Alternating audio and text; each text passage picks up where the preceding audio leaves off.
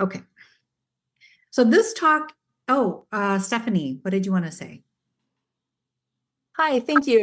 Yeah, you talked about when you were talking about reactions from others and potential juggling acts parents might be playing in that situation.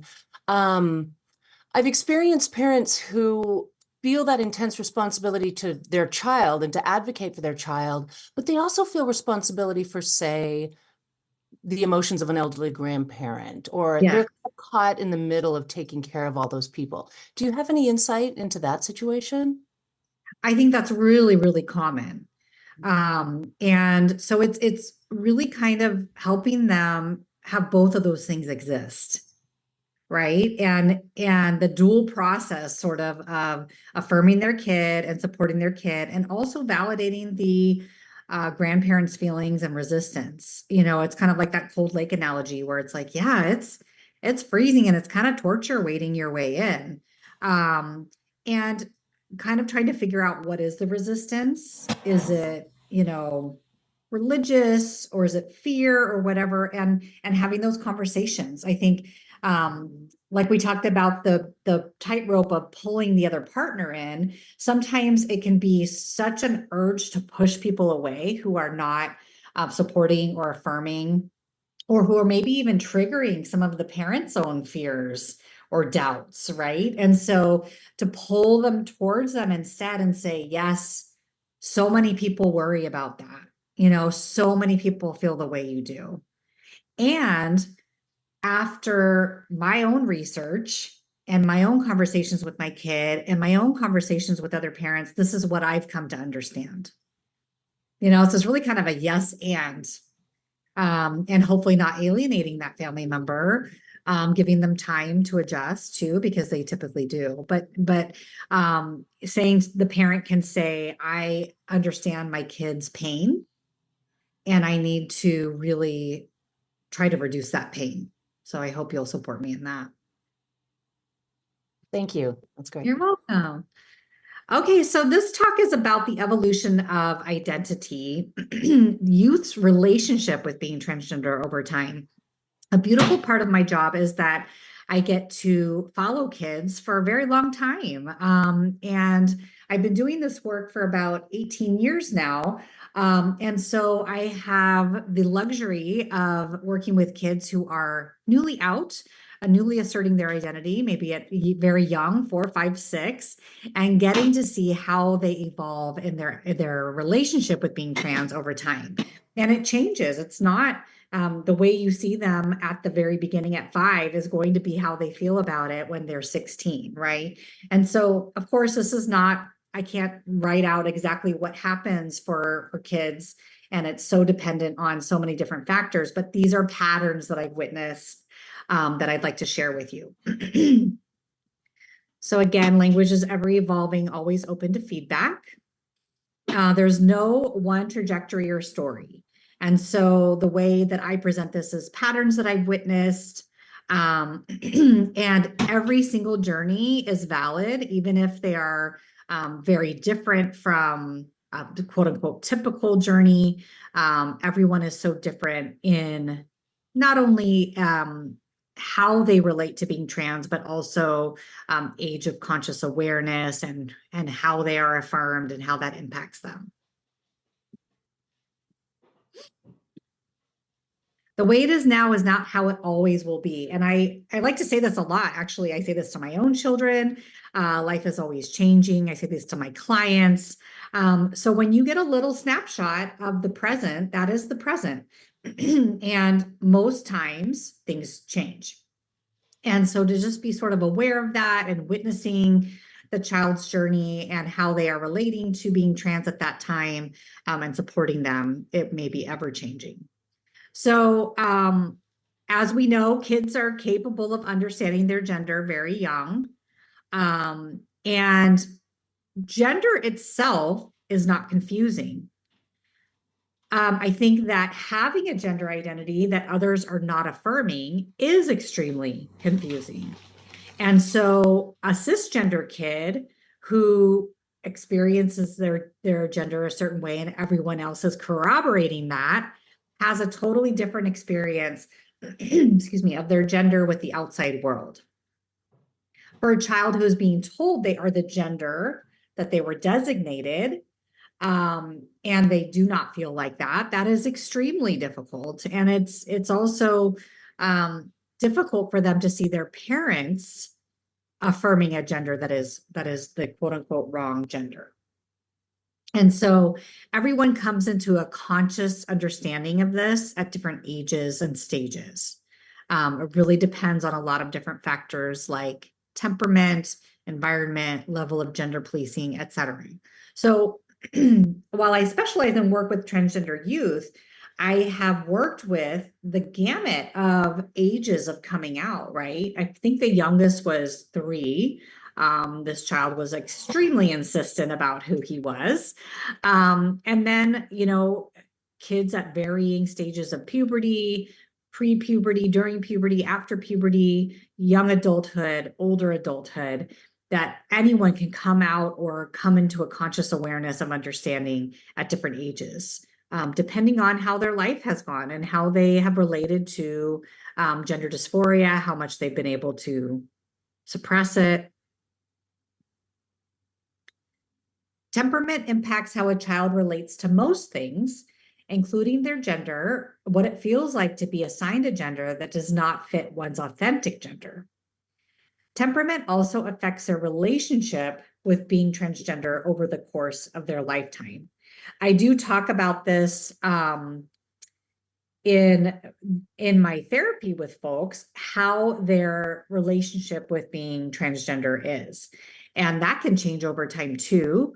But sometimes it's positive and sometimes it's negative. And so that's a really big part of the work that I do as well.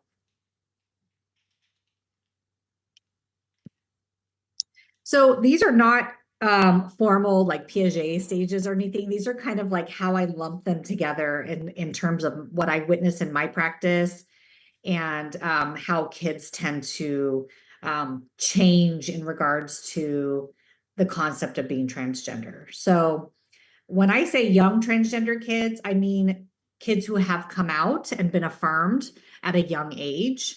So ages like 0 to 9. And then middle school tweens, they're kind of like their own little cohort. It's a very short window, but it's very significant. So I'd say like 10 to 12. And then adolescents, 13 to 18 roughly, that can go longer too into young adulthood. So for that 0 to 9 group, this is how they tend to be, but of course not always. So young kids who are affirmed and socially transition tend to be joyful to be recognized for who they are, happy to be unique and special, happy to find community and friends who are trans, proud to be transgender, and usually physical dysphoria is low. So the relationship they have with their body tends to be neutral or positive at this age. This is an example of a special 3rd grader who wrote, "What I love about my body, my smile, my eyes, my voice. What is unique about me? I am transgender. I like other people," which I think is hilarious. "And I love me." So you can see the ego strength is strong at 3rd grade. Proud enough to be transgender to put it on a paper that they then turn into their teacher, possibly get hung up in the classroom. What else do you want the world to know about you, Ryland? Okay, this next clip is of Ryland Whittington, and I do reference his journey several times, twice today, and then later I use the letter that his mom wrote.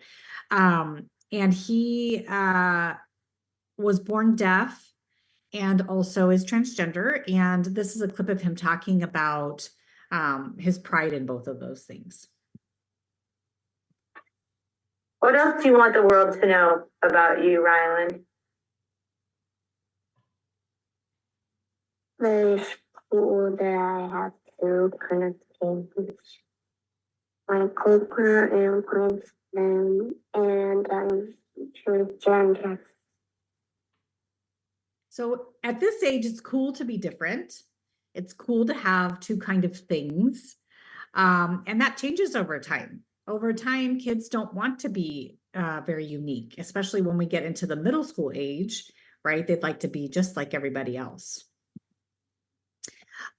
This is a phrase that I gleaned from Aiden Olson Kennedy, talking about when a young child socially transitions and is affirmed, they're then thrown into a cis-normative lifestyle.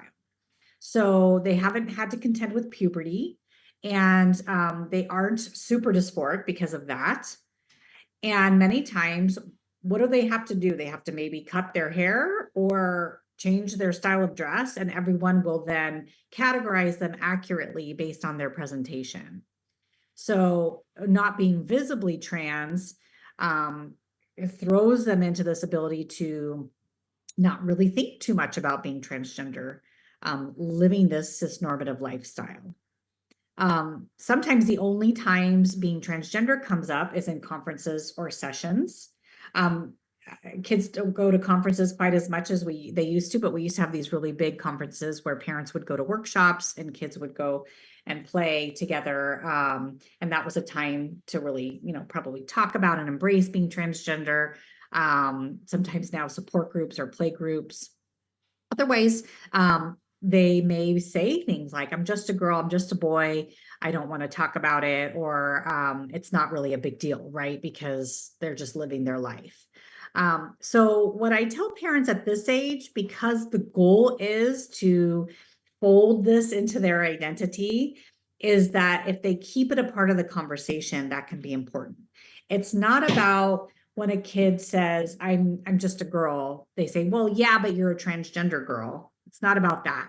It's about every so often talking about being trans. It's about talking about positive role models who are trans, maybe talking about pride when it comes up, that sort of thing, just to keep it as a part of the conversation, that it's not totally ignored. I think that's really important in developing this as part of identity.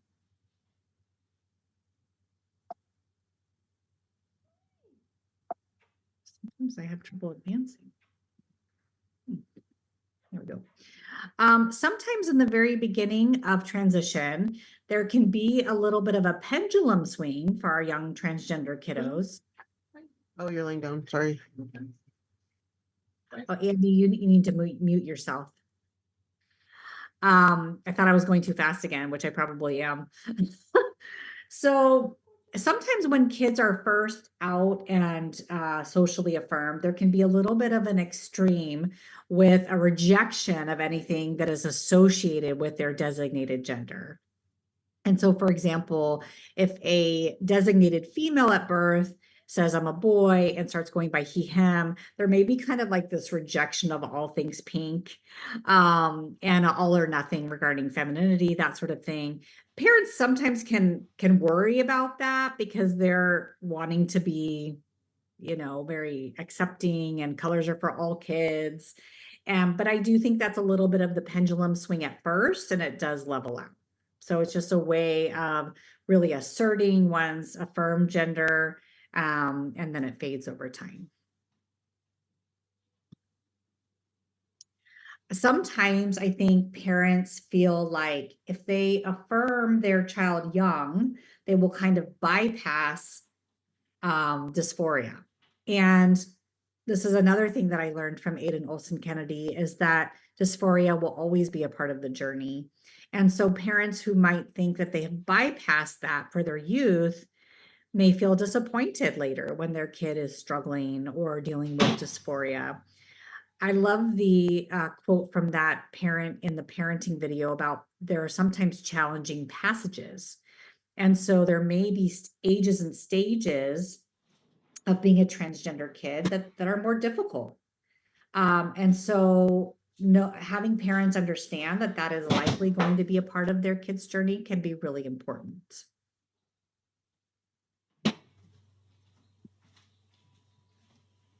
This is actually, I have a little puzzle in my office that sometimes we make, and we write all the different parts of someone. And young transgender kids are typically able to acknowledge it's just a piece of me. right? Like, I am an athlete, I'm a reader, I love music, I'm a friend, I'm an artist, I'm transgender, I'm a gamer, I'm a student, I'm a surfer, all sorts of different things. And it's surfer, maybe not for young kids, but maybe. And so then it's my part in therapy to say, yeah, it's just a piece of you. Sometimes parents are looking for kids to hate their genitals as a marker of really being trans. And that is not always the case. In fact, it's usually not the case that young transgender kids typically have a pretty good acceptance of their genitalia and their bodies, because it's not really coming into play too much. It's, maybe used for the restroom and that's it. And so I had a mom once say to me, she doesn't hate her penis. Should I talk to her about that? And I said, no, absolutely not. This is a really good thing that she doesn't hate her penis. In fact, not all trans people hate their genitalia. That's not something that we should be looking for or going for. And so if at the age that kids are thrilled to be affirmed, then it's really important to allow them to just have the space to not worry too much about that. Additionally, they're not worried about genitalia and sex, and so that is not a concern at a young age. Of course, everything is on a spectrum for kids and for grown-ups. There may be more or less dysphoria surrounding genitals, and for some folks, they're the source of extreme dysphoria. So it really is just a spectrum. We used to, when I first kind of started doing this work, we used terms like boy body, girl body. Like when I was born, I had the body of a girl, but I have the heart and brain of a boy. We don't use that language anymore, because if you have the heart and brain of a boy, you have a boy body, and some boy bodies have vulvas. And so kind of talking about that in a really inclusive, accepting way. And then for some kids, they do have pretty extreme genital dysphoria. And I'm not sure what creates someone who can be more accepting of their body or less. I'm not exactly sure, but some young kids do really worry about that. So it's important to validate the feelings. I think connecting with others is tricky. It's not connecting with other kids to then talk about their genitalia, but I think being around other trans kids can help them feel more accepting of self, because knowing that they accept other trans youth, and they certainly don't judge them, knowing that their bodies are different, it can help them then come to more of an acceptance about their own bodies.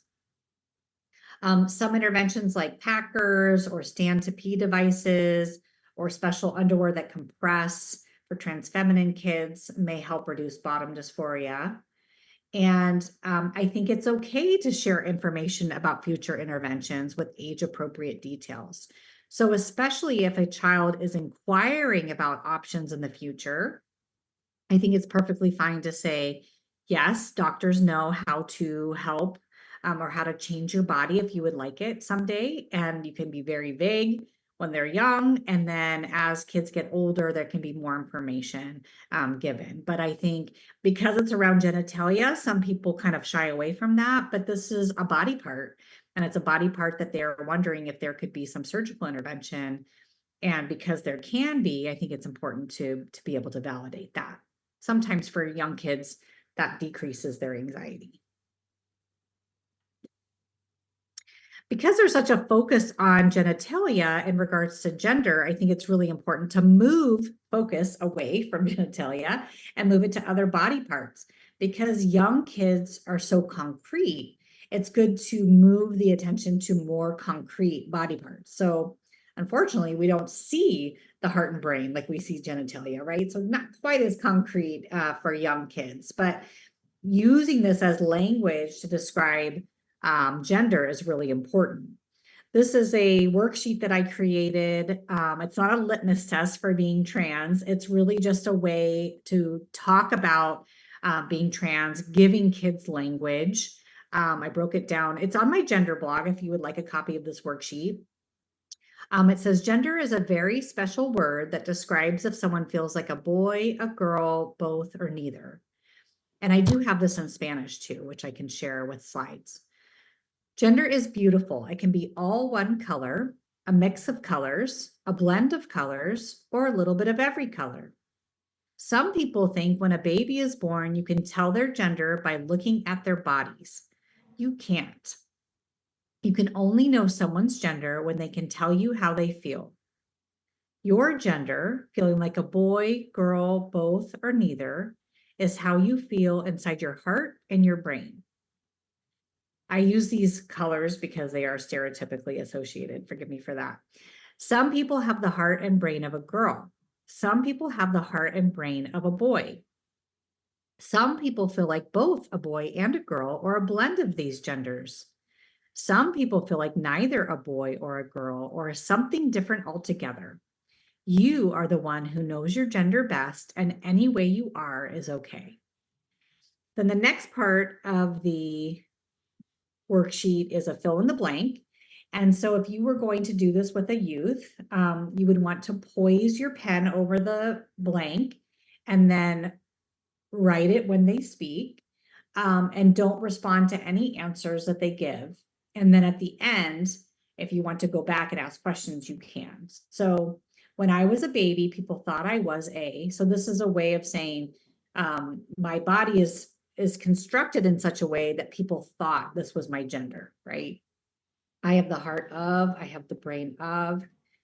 If I had it my way, people would treat me like a boy, a girl, both, or neither. If I had it my way, my name would be. And then I have the name first because then I can use it as an example for pronouns. If I had it my way, when people talked about me, they would say he, she, they, or just use my name. So I'll use the example sometimes, like I'll say, where's Darlene? He's in his room. Where's Darlene? She's in her room. Where's Darlene? They're in their room. Where's Darlene? Darlene's in Darlene's room. And so, that's a good way to kind of help kids have language. Now, this can open up the dam. And so, parents have to kind of be ready or give consent for this to be given to their kid. A lot of times other parents are not surprised at all by what their child writes, and the child has been asserting that for years. The younger the child, the more likely they are to accept both their gender designated at birth and their authentic gender. Acknowledging their gender designated at birth does not cause dysphoria the way it does for older children. This can make a lot of parents wonder if the child is non-binary. And then as the child gets older, typically the two do not coexist in some way. Now, I will say, yes, some kids are non-binary, but usually they're expressing more of a blend of gender identity rather than the acceptance of the designated gender and then the authentic gender, which may be different. And so as kids get older, they start to understand, well, I never was my designated gender. I've always been this gender. And there's a little bit more of a rejection. And there's also maybe more dysphoria associated with the gender designated at birth. And so there's a little bit more of a avoidance of that.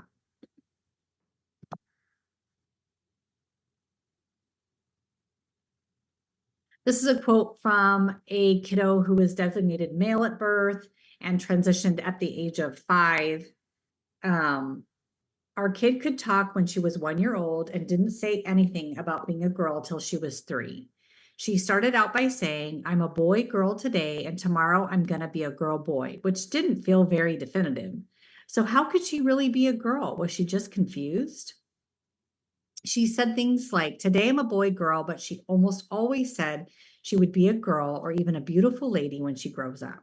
So you can hear the confusion for this parent thinking, why is my kid most of the time asserting that she's a girl, and yet sometimes throwing in that she's a boy girl or a girl boy? And I think it's because she's acknowledging, y'all thought I was a boy when I was born. And so I'm gonna kind of incorporate that into how I'm seeing myself. At 8 years old, I asked mom for an update, and mom said she says she's always been a girl and talks about toddler pictures as when you thought I was a boy. She has consistently said that she's a girl since she's socially transitioned at almost 5 years and knows that she is a trans girl.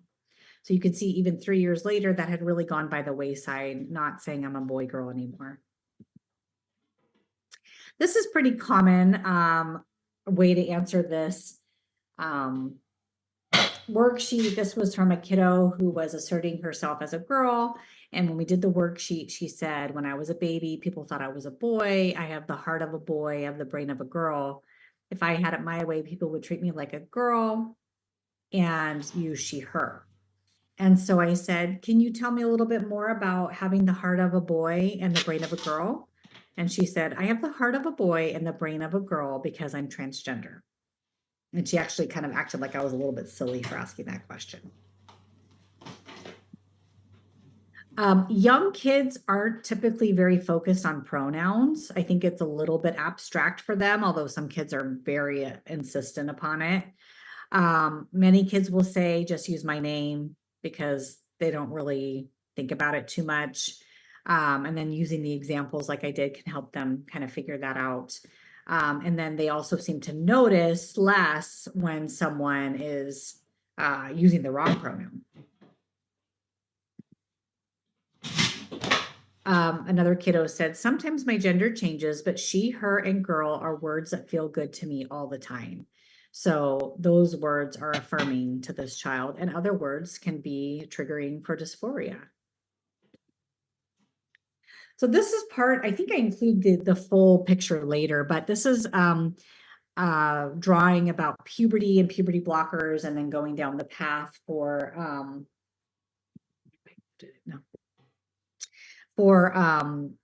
hormones. And so the interesting part about kiddos who are affirmed early is that there's early medical interventions that actually kind of change the trajectory of how their bodies will perform gender, right? Or perform what is going to get them categorized as specific genders in society. So the luxury of transitioning young and being blocked early is that these youth won't have to experience the pain and panic of their body going through the quote unquote wrong puberty and urgently needing an intervention yesterday. Because once bodies are changing, the urgency for intervention goes through the roof. This also changes the dynamic of being visibly trans and makes living undisclosed more of an option, for better or for worse. So meaning kids then have the choice of disclosing or not that they are transgender as they move through life, because they have not had changes that make them visibly trans. For better or for worse, I'm going to talk about a little bit later. So this is part of the drawing that shows the car being blocked. Basically the red light is the hormone blocker, so it's blocking the puberty from starting. Okay, moving into the second cohort, that kind of 10 to 12 range, peers rule all, and the number one desire is to conform. There can be a denial of trans identity, and this is for kiddos who are disclosed or undisclosed. I hear this a lot from my middle schoolers. I don't really think about it. I don't want to talk about it. And these are kids who maybe I have seen through early transition. And when they come to see me and I ask questions about being trans, that is typically the answer I get. So even for someone who obviously knows that they're transgender, they don't want to talk about it. A lot of times they will disengage from the community at this time.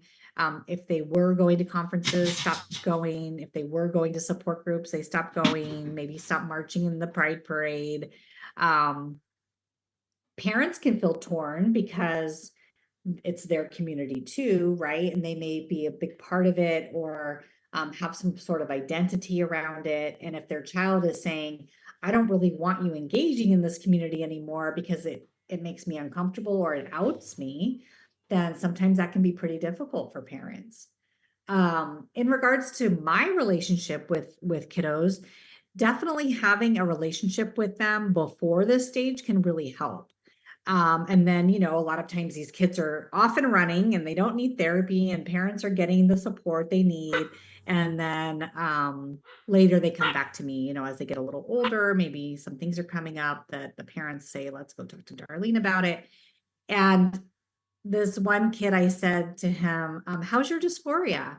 And he said, what's that? So he had never heard the term dysphoria. It was never necessary because he wasn't experiencing a lot of dysphoria. He may have prior to social transition, but that was probably a distant memory to him by then. Once he was socially affirmed, he didn't experience dysphoria. He never had the need for it. Also, he was blocked in his hormones, so he never had body changes that created dysphoria. So really interesting. I explained what it was, and he said, oh, that, you know, so he's aware of it. He just didn't have the language for it. So I do make it a point now to introduce my younger kids to that term, mainly because I think it's a good kind of setting up to understand that they may experience that. And then also that they have this language for it, and they can understand it's a collective experience that a lot of trans folks experience. And so they're not alone in that. I do think that's very important.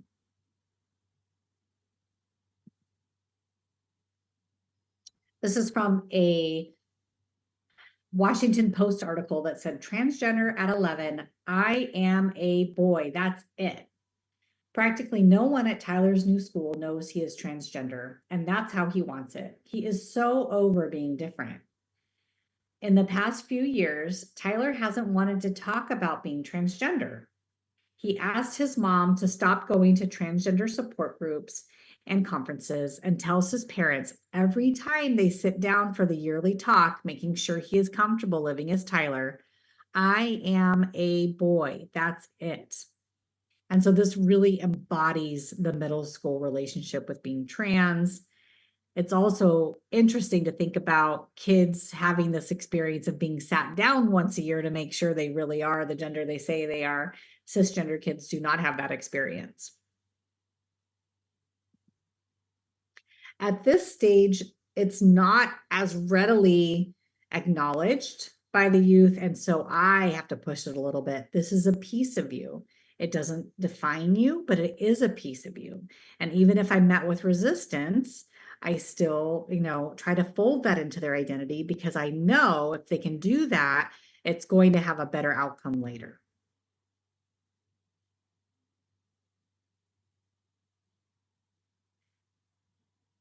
This is an interesting limbo stage sometimes. So a lot of times if someone has been affirmed young and start hormone blockers, then they're kind of in a limbo stage as far as their bodies backing them up for their gender identity. So they may modify their gender expression.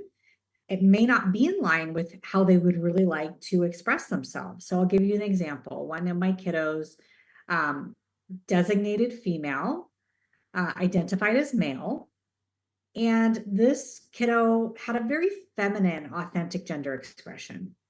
However, he knew that if he were to act upon his authentic gender expression, meaning nail polish, skirts, purses, earrings, that he would be misgendered because he would look like a girl.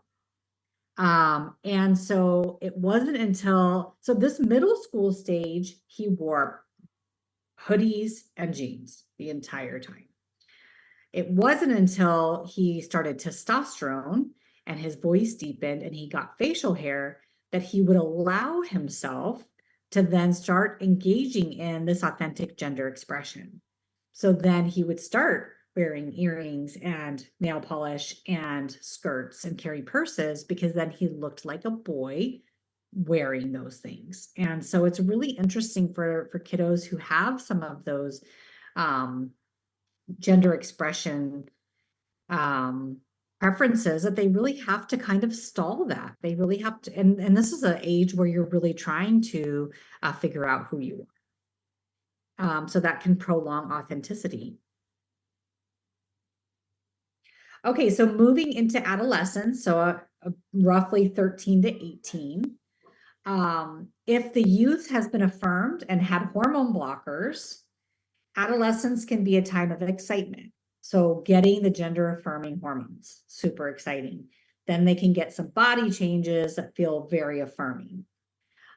If the adolescent has been going through their designated gender's puberty, dysphoria is really, really high at this age.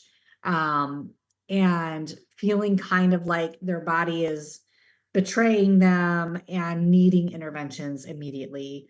This kind of comes into play with what I talked about last hour about parents having to adjust while their adolescent needs urgent interventions. So because we planted the seed for young kids, keeping it a part of the conversation, and then pushing a little bit of that identity piece in middle school, even if they don't want to talk about it, this is all part of trying to fold it into their gender identity. So, embracing that piece of themselves as they also develop all the other parts of their identity. It's just like the puzzle, really, that one of my clients said, he was writing a letter to his brother, and he said, it's like the United States of me. And being transgender is just a state. It's kind of a big state like Texas, but it's just a state. And I'm still the same person that you've grown up with, really in a healthy way, incorporating that piece of his identity.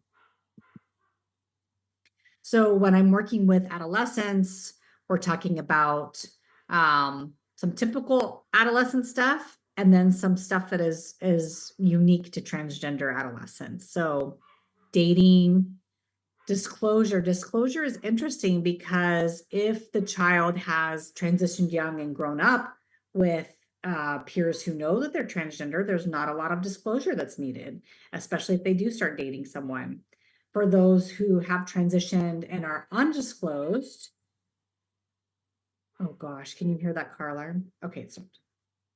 For those who are undisclosed, then it's a really interesting navigation of friendships and potential dating partners, because then they're having to make this decision about who is safe to disclose to, and they may not be ready to be undisclosed at school. But sharing that information with select people may create that situation where they are completely disclosed. Because friendships are so important at this age, what I have noticed is that kiddos who are completely undisclosed start to feel a little bit of that barrier in between them and their friends, which I think is really difficult for adolescents, especially when friends are so important. And so this is part of why I try to explain to people that it's actually a really good thing when someone transitions and stays at the same school, and some kids remember and some kids don't. It's really a normal part of their social experience. Then they can feel a little bit more comfortable being friends with someone who does know, or maybe they don't know, but they know that the other people know, so it's not that big of a deal. Because there are things that are going to be coming up in conversations like body parts and menstrual cycles and dating, and that can be really tricky. So talking with teens about that is a big part of those therapy settings. Managing dysphoria as they get older, and also wanting to be intimate with dating partners. That can be a big topic. And then also those who have not yet had, who maybe have gone through puberty, but have not yet had certain interventions like top surgery, can be important as far as how to manage that. And then also getting parents on board for certain interventions. The goal is, if this has been worked on consistently, that they are able to acknowledge this. It is a piece of me. And I have seen it many times that it is acknowledged and not focused on most of the time. And some kids still resist that piece. And that may be sort of an ongoing temperamental type of thing where someone has a really hard time accepting that piece of them. It really is true for some folks. This is little Ryland Whittington, who you saw in the very beginning saying that it's cool. He has like two things. And this is, you can see how being trans has been folded into his identity. And yes, this was on Fox News. They had a very positive piece about Ryland and his family. So here it is. During this Pride Month, KTVU has been highlighting the issues facing the LGBTQ community. And this morning, we share the story of Ryland Whittington. Reporter Brian Yennis has more on how the California teenager's transitioning journey is helping other families. If you saw me walking down the street, you wouldn't think anything different. 14-year-old Ryland Whittington is a typical Southern California teenager.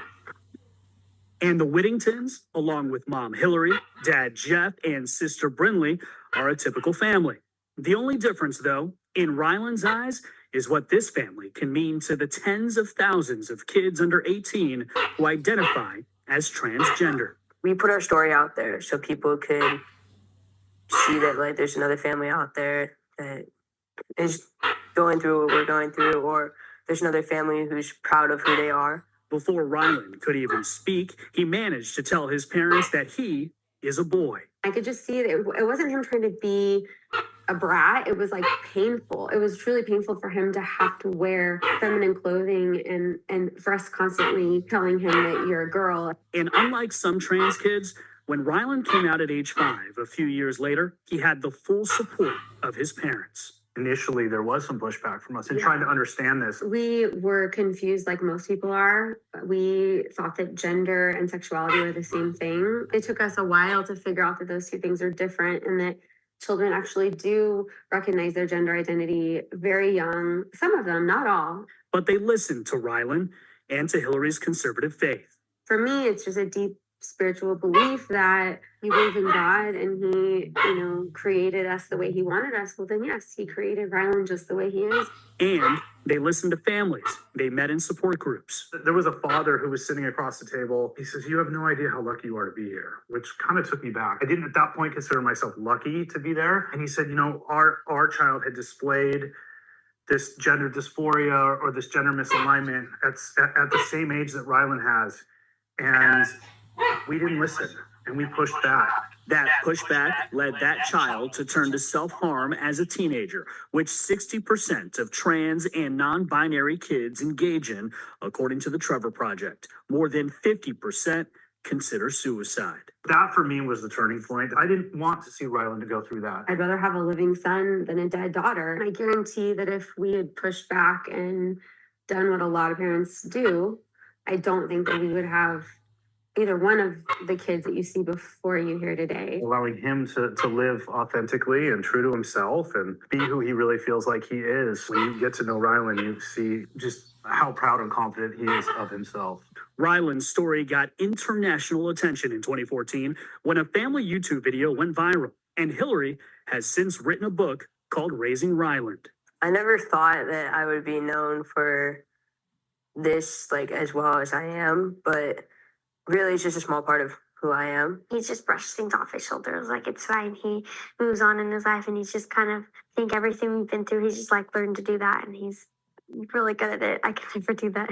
The Whittingtons believe sharing their story could make a lasting difference in another child's life, something they learned from that support group father nearly a decade ago. I'm just here to make the ride smoother for others. You might be struggling right now, but we believe in you. This family, we might not know you, we might not know where you live, but we understand you and we believe in you. What extraordinary courage displayed by Ryland, his mother Hillary, father Jeff, and sister Brinley. I want to thank the Whittington family for speaking to us. It's not easy, particularly when transgender issues have been so politicized. People are afraid of what they often do not understand. The family hopes their story will lead to more understanding, more acceptance, and ultimately, more love. In New York, Brian Yennis, Fox News. Very good, right? So you can see this, Ryland in some ways didn't really have a choice, right? Like they said, that that video went viral. And then his mom wrote a book. So it is kind of hard to be undisclosed, but I think that because Ryland was put in this place of needing to incorporate that into his identity, he could have, tried to reject that. It would not have been as healthy for him. And so for him to be able to incorporate that to part of his identity now as a helper of other families and other trans youth, right? And this is all the creation of identity and developing how all those different parts come into play. Because the main developmental task of adolescence is the creation of identity. Who am I? What do I like? What do I value? What do I stand for? And then externally, how do others see me? How do others accept me? How do others value me? This is all part of adolescence. Now, I want to talk about intersectionality because many adolescents are contending with one or more part of marginalized identities or communities. And so if someone is both trans and gay, or both trans and part of a minority group that faces stigma and oppression, that there's a lot of this trying to incorporate this into identity and seeing where they fit in their community or in the world. And then this quote from the Canadian Mental Health Association also acknowledges that there may be difficulties with accessing mental health services. So the adolescent is left with this task of integrating all these different parts and figuring out not only who they are, but how they fit in to the larger picture. This is a quote from a trans youth, Kian. I'm a 16-year-old brown trans guy. As a visibly trans brown person, I face different and often more intense forms of both racial and gender discrimination. Through this discrimination, I often feel like my identity is being erased. I often don't see myself represented in LGBTQ spaces, which tend to be dominated by white voices and experiences. Sometimes those spaces are racially ignorant or even racist. Black and brown trans folks have to be resilient to even exist. I don't always feel like I have the support to truly be proud of my transness and my brownness. And then Kian gives 4 things, especially cis white folks can do to better support trans students of color. Listen to the experiences and stories and voices of brown and black trans students. Learn, not only using the emotional labor of brown and black trans voices, but researching, educating yourself, reading books and looking at resources. Acknowledge your privilege. Privilege often brings access and authority that aren't given to another group. Therefore, it's important to acknowledge your privilege. And you can also use your access and authority to improve the experiences of Black and brown trans folks. Highlight. You can be an ally to trans people of color by highlighting their voices. It's critically important to highlight and raise up their voices when you can.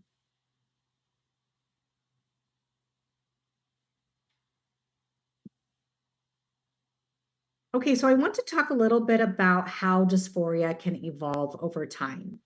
Again, this is by the same client who painted that other photo, that other picture.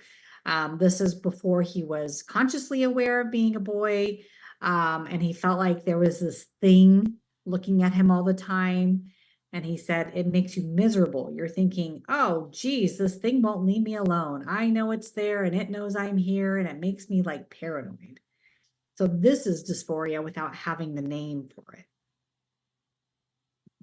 And then again, this drawing about his painting, excuse me.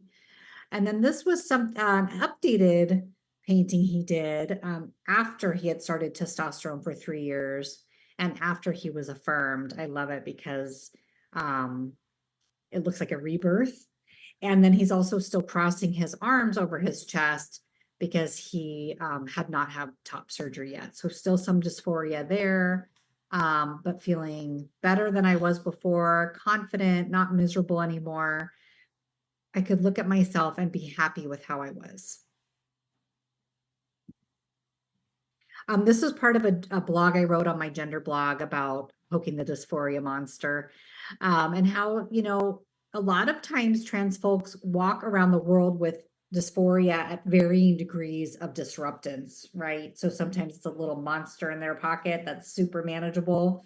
And then sometimes it's bigger, on a leash, a little bit more disruptive, but it's still manageable. And then other times it's the gender dysphoria equivalent of Godzilla knocking them around into buildings. This can change based on interactions with other people, incidents of being misgendered, or it can also depend on the stage of transition or the stage of being affirmed.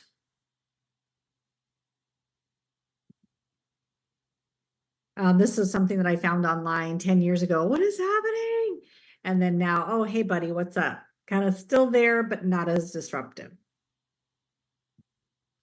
These are not very professionally made. I apologize, but this was actually from a video that I had made that I just took screenshots out of. And so in this, it's sort of like how dysphoria evolves over time and with ages. With this, the light bulb is coming into conscious awareness of having a gender identity that does not align. And for this scenario, it may be having the conscious awareness, but not having any type of intervention. And so the dysphoria simply increases over time to an unknown outcome. If a child comes into conscious awareness of having a different gender identity young and they are affirmed, then dysphoria drops. They have a lot of joy, community, and pride. It goes up during middle school. I want to be like everyone else. The concept of dating may increase dysphoria further. And then things like gender affirming hormones can decrease dysphoria. And then maybe it will ebb and flow for the rest of time. And then this is another scenario where there may be some dysphoria as a young kid, but not really having a lot of language for that. Puberty makes the dysphoria peak, and sometimes the puberty is what is the catalyst for bringing it to conscious awareness. And then if they can be heard and affirmed at that age, then they can access the interventions, and there's hopefully a drop in dysphoria and then ebb and flow. And then some folks experienced dysphoria on and off throughout their lifetime, maybe not exactly knowing what it is, or maybe not exactly being able to consciously recognize it. You may see the peak in dysphoria, and then it may get to a point where it sort of tips the scales. So the dysphoria may become so high that the individual says, I need to do something about this. And then hopefully accessing interventions, including affirmation, and that can decrease the dysphoria. I want to acknowledge neurodiversity.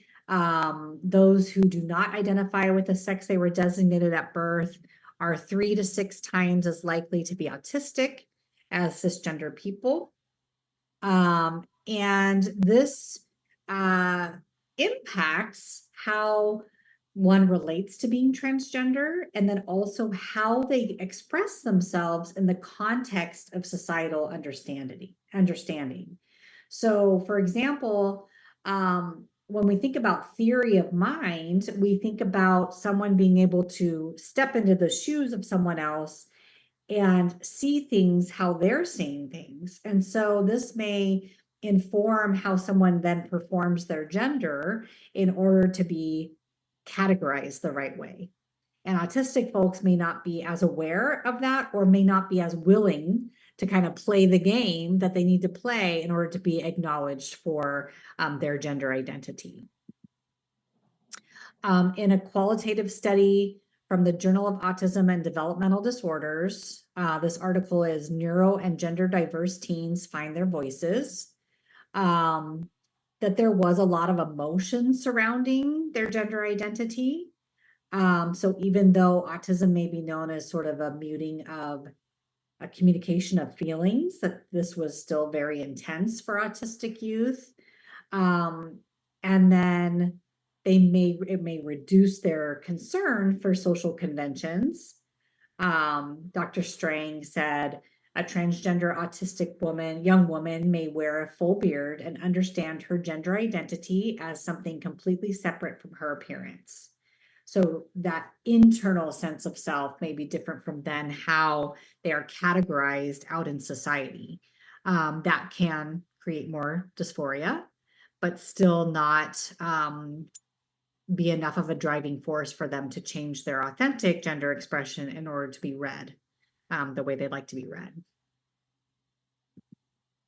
I talked about this a little bit before. For a lot of teens, I think being undisclosed is kind of the goal, because not only in middle school do they experience that wanting to be like everyone else, but also maybe not having a lot of pride around transgender identities. But I do think it is crucial for transgender teens to have friends who know that they are trans, hopefully also having transgender friends. I think that when they know that their friends know that they are trans and accept them, it helps them to accept themselves. I've seen that many times. Those who transition later in life don't sometimes have a choice about being disclosed or undisclosed. If someone is visibly transgender, then they may walk through the world as people understanding that they are trans. And in some ways, I think that option of not being totally undisclosed will help them connect with others who they know they're trans. And so I think that sometimes kids who are blocked early and do have that choice of being undisclosed, they don't really tend to listen to me when I say, still try to come out to some trusted individuals, and if that information is not kept private, that it will still be okay. A lot of times they don't tend to go for that, but I do think it's important to have that conversation. I also want to say that those who are non-binary and going by they, them, it's not really an option to be undisclosed, that even by asking for pronouns that accurately reflect their gender identity, it's sort of like an ongoing outing of self. One of my kiddos who had transitioned in elementary school decided to change to a middle school where no one knew that she was trans. And she was very much looking forward to this. The middle school years are like that. And so this is someone who had some information about her being trans online, and one of her peers found that and told everybody. And so she was outed at her new middle school. And the really interesting thing was she was very relieved by this. So prior to having this happen, I think she had been feeling a little bit nervous, maybe a little guarded, feeling like others, not wanting others to find out, but also having a little bit of doubt of, well, what would they think if they did know I was trans? And so once she was out and everybody knew, and, there wasn't a big negative response, she could relax, and she could also embrace that part of herself as well. Another one of my kiddos had transitioned in high school, and everybody knew he was trans because everyone at his high school had kind of been with him through his transition. And he went away to college, and I said, hey, what do you think you're going to do as far as disclosure? And he said, I'm really looking forward to going somewhere where nobody knows I'm trans. I just want to go and just be me and just, not worry about that. And I said, when you get there and you make some friends and you start to trust some folks, I would recommend coming out to a couple people. And he said he'd think about it, and he didn't. He thought about it probably, but he didn't end up by coming out to anybody. And so on one of his breaks, his mom scheduled an appointment and he came down and he wanted to drop out of school. And so I said, did you ever disclose to anyone? He said, no. And he had wanted to drop out of college and come back and be with his high school friends, you know, the friends that still lived here. So I encouraged him to come out to some selective folks at school and see how that changed his feeling of safety. What I think happens a lot of times is folks anticipate feeling safer because no one knows. And then sometimes the opposite happens, that they don't feel as safe being around folks who don't know. So he ended up by coming out on Instagram, which was not at all my recommendation, but that was how he chose to handle it. And he had a lot of wonderful responses, so much support, and he went back to school feeling affirmed and not, you know, feeling like he wanted to drop out anymore. Lastly, I had an adult transition, and once he had started testosterone and everyone was reading him as male, he said, I will never tell anybody. And then I saw him like 5 years later and he said, oh yeah, I came out, I'll tell my coworkers. It was no big deal. And so the relationship with being disclosed or undisclosed can also evolve over time.